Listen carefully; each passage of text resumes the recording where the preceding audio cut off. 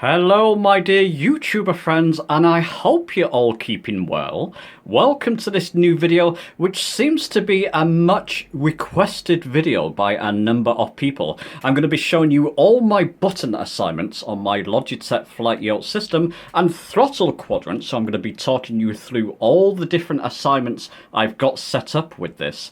And I'm also going to be showing you my current sensitivity settings in the simulator. So let's get on with the video.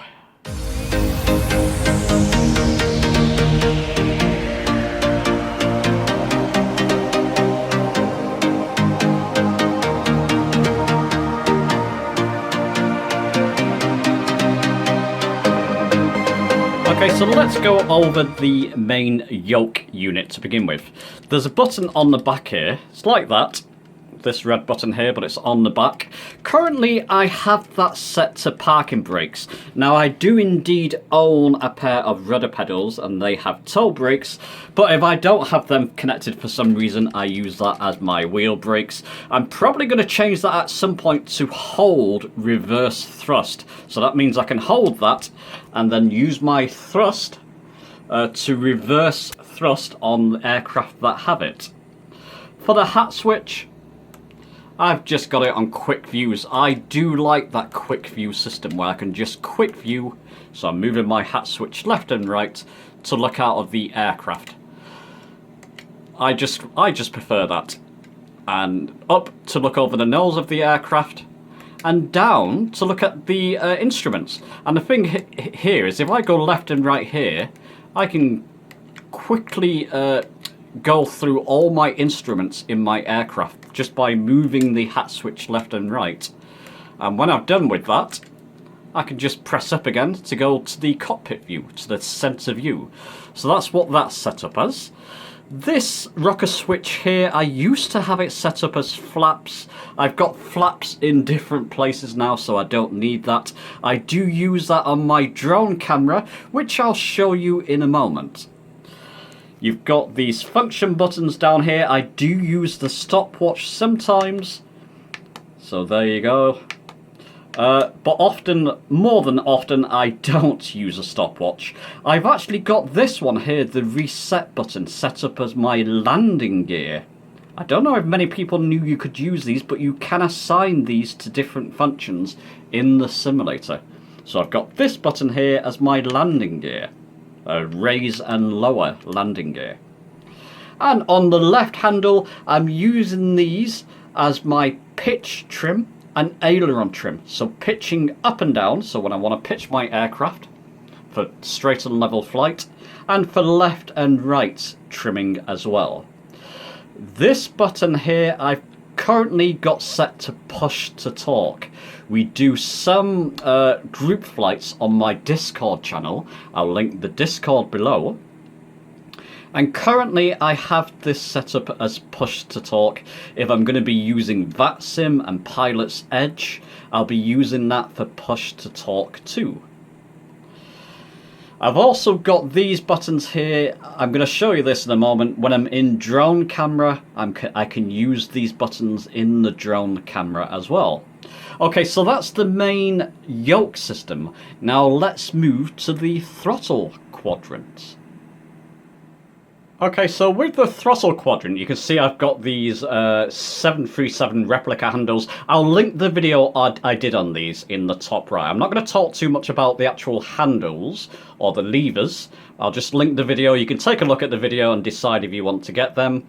But for the button assignments, let's go on this center one. What number is that? T3. That's my active pause.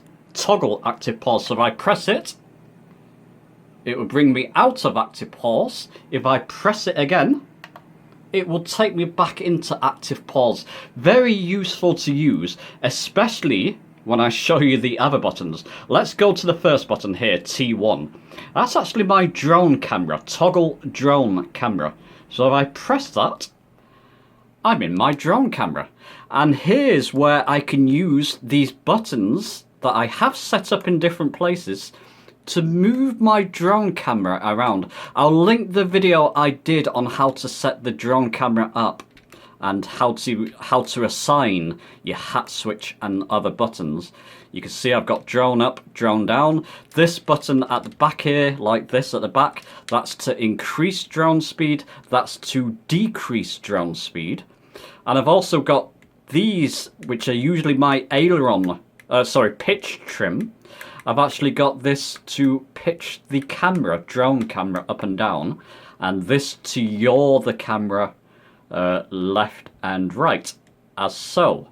So when I finish looking around in my drone camera, T2, so on this first rocker switch, or these first button set, T2 will take me straight back into cockpit view. So that's quite handy. So I've showed you that. T3, that's active pause. T4, let's move the camera down. I've got that one set as my parking brake. So when I'm on the ground, press it to release the parking brake as such. Now you can see I've moved the camera with my mouse there. If I want to center my view again, I'll use T6. This is my center cockpit view, so I'll press it. Now you can see my cockpit is centered. So if you ever use the mouse to look around, you see a point of interest and you've used the mouse and you can't get your cockpit centered, it's always handy to have a button to center your cockpit.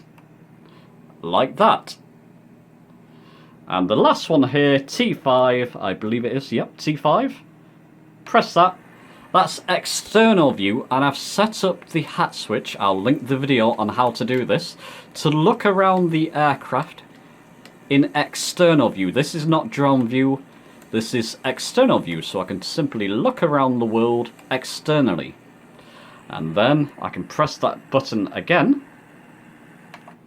to put me back in the cockpit. So there you go, that's all my button assignments on my Yoke and my throttle quadrant. I'm not going to show you this panel, this is something separate, and I've just got the autopilot panel and the trim set up as default.